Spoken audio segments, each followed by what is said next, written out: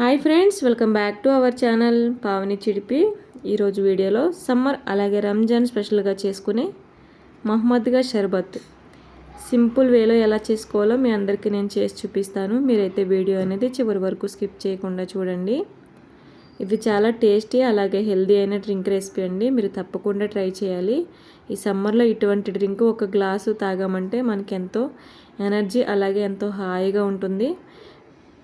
ఇప్పుడు అది ఎలా చేసుకోవాలో మీ అందరికీ నేను చేసి చూపిస్తాను.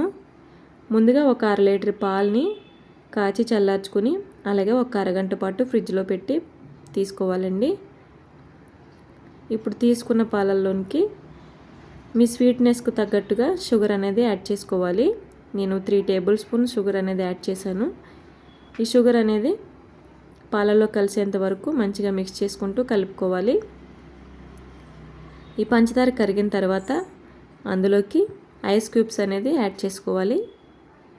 నేను ముందుగానే ఒక పుచ్చకాయ చిన్న చిన్న ముక్కలుగా కట్ చేసుకుని పక్కన పెట్టుకున్నానండి. అది కూడా అందులోకి యాడ్ చేసుకుని ఒకసారి మంచిగా మిక్స్ చేసుకోవాలి. ఇప్పుడు నేను ఇందులో రోజ్ సిరప్ అనేది యూజ్ చేయట్లేదు. నేను న్యాచురల్గా కలర్ అనేది యూజ్ చేస్తున్నాను.